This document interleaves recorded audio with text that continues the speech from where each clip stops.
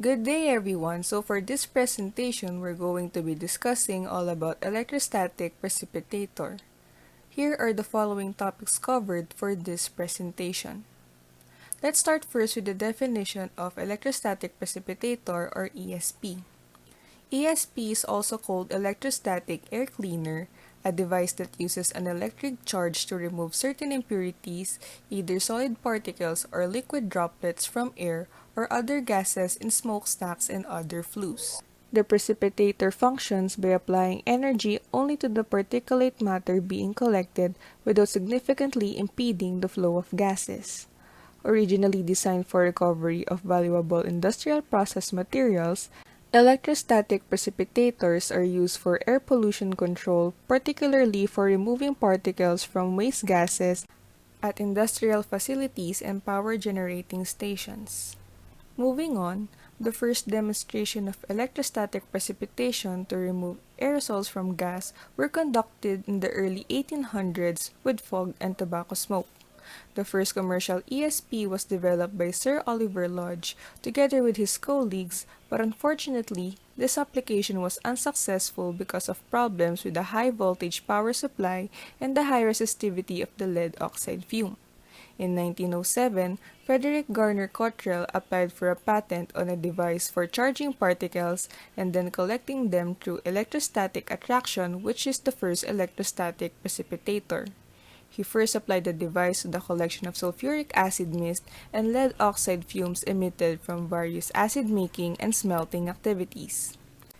Lastly, the first installation on a coal-fired boiler was at Detroit Edison Company's Triton Channel Station in 1924. Here are some pictures or examples of ESP. The first picture is the collection electrode of an ESP in a waste incineration plant, and the second picture are the electrodes inside the ESP. So how does an ESP work?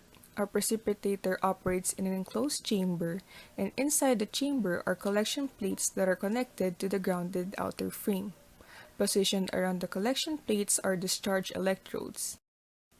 The electrodes are negatively charged with high voltages and are insulated from the ground.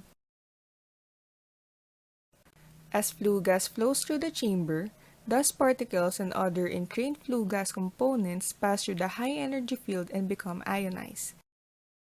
This drives negatively charged ions and particles to the collection plates, and the particular matter builds up on the collection plates and forms a layer.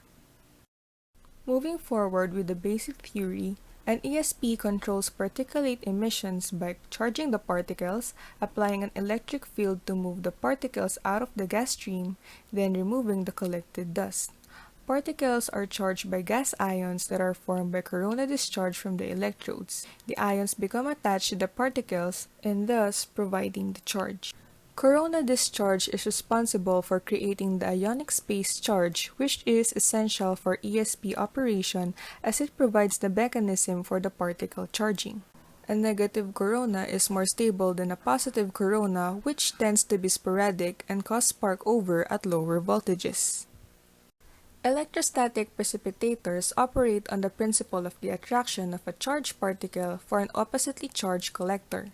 ESP removes dust particles from a flowing gas such as air using the force of an induced electrostatic attraction. Like charges repel and unlike charges attract. It has two sets of electrodes, one is positive and another is negative. The negative electrodes are in the form of a rod or wire mesh. Positive electrodes, on the other hand, are in the form of plates. ESP are highly efficient filtration devices that allow the flow of gases through the device and can easily remove fine particulate matter such as dust and smoke from the air stream. Here are the following pollutants removed by using an ESP. Early units were used to remove sulfuric acid mist and lead oxide fumes emitted from acid-making and smelting activities. Precipitators are often deployed with denitrification units that remove nitrogen oxides and scrubbers or other devices that remove sulfur dioxide. Liquid droplets such as oil, resin, and tar are also commonly removed by using wet precipitators. To further visualize how an ESP works, two pictures are presented in this slide in order to visualize how an electrostatic precipitator works. So the first picture shows a power plant without an electrostatic precipitator, and the second picture shows a power plant using an electrostatic precipitator.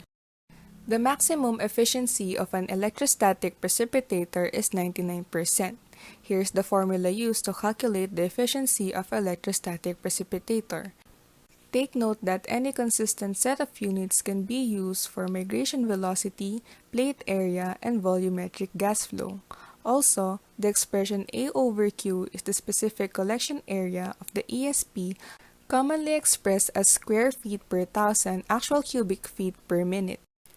Let us now proceed to the advantages and disadvantages of an electrostatic precipitator.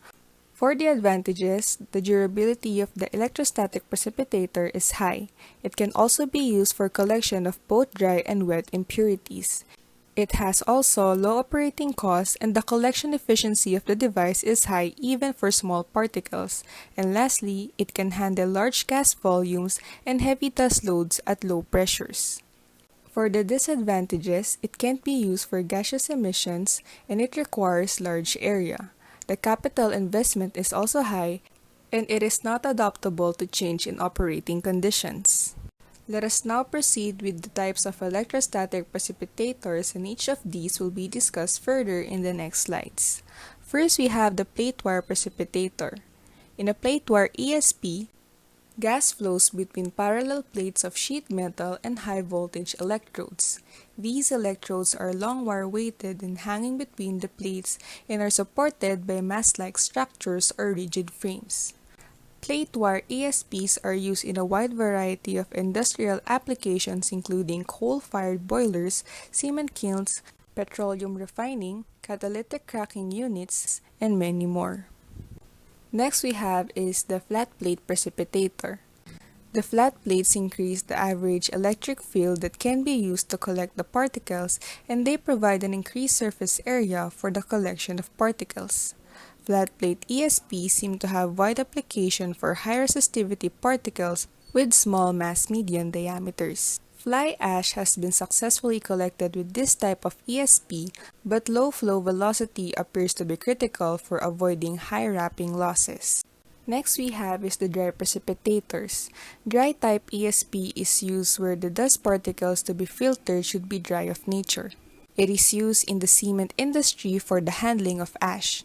The harmful dust particles from the ash will be filtered out using the dry type ESP. For the wet type of precipitator or wet ESP, it uses electrostatic forces to remove particulate matter emission in exhaust gas streams. These can include heavy metals such as arsenic, cadmium, or leads. By using electrostatic forces, energy costs are minimized when compared to venturi scrubbers or baghouses, which require a large amount of energy to overcome resistance to airflow. Next, we have tubular precipitators, and this precipitator is essentially a one-stage unit and is unique in having all the gas pass through the electrode region. The high-voltage electrode operates at 1 voltage for the entire length of the tube, and the current varies along the length as the particles are removed from the system. Tubular ESPs comprise only a small portion of the ESP population and are most commonly applied where the particulate is either wet or sticky. Lastly, we have two-stage precipitators. The advantages of this configuration include more time for particle charging, less propensity for back corona, and economical construction for small sizes. This type of precipitator is generally used for gas flow volumes of 50,000 actual cubic feet per minute and less. So here are the following applications of ESP. Two-stage plate ESPs are used in the engine rooms of shipboard as the gearbox produces oil mist which is flammable in nature. Dry ESPs are used in thermal plants to clean the air in ventilation and air conditioning systems. ESPs are also used in power plants, pulp industries, metallurgical industries, and oil refineries. It is also used to remove fungus in medical industries and used to remove harmful particles in chemical industries. Let us now proceed to modern industrial ESP. ESPs continue to be excellent devices for control of many industrial particulate emissions, including smoke from electricity-generating utilities and catalyst collection from fluidized bed catalytic cracker units in oil refineries, to name a few. In the modern ESP, the original parallel plate weighted wire design has evolved as more efficient and robust. Discharge electrode designs were developed and focused on rigid discharge electrodes to which many sharpened spikes are attached, maximizing corona production. Modern controls such as automatic voltage control minimize electric sparking and prevent arcing, which are sparks that are quenched within one-half cycle of the TR set, avoiding damage to the components. Automatic plate wrapping systems and hopper evacuation systems remove the collected particulate matter while online, theoretically allowing ESPs to stay in operation for years at a time. For the last part of this presentation, we have the costs, and the following costs are ranges expressed in $2002 for wire pipe ESP of conventional design under typical operating conditions developed using EPA cost estimating spreadsheet for dry wire plates ESPs with adjustments made to reflect wet wire pipe ESPs. Costs can be substantially higher than in the ranges shown for pollutants, which require an unusual high level of control or which require the ESP to be constructed of special materials such as titanium. So the capital costs, operations and maintenance costs, annualized costs, and cost effectiveness of the ESP are shown in this slide. So here we have an example of an ESP unit. So this is a high-efficiency industrial electrostatic precipitator for coal-fired boilers, and the model name is stated in this slide. It has a unit price of $100,000.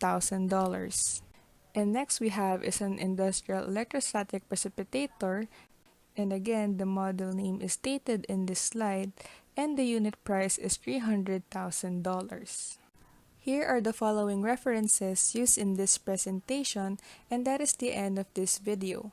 Thank you very much for watching and have a great day.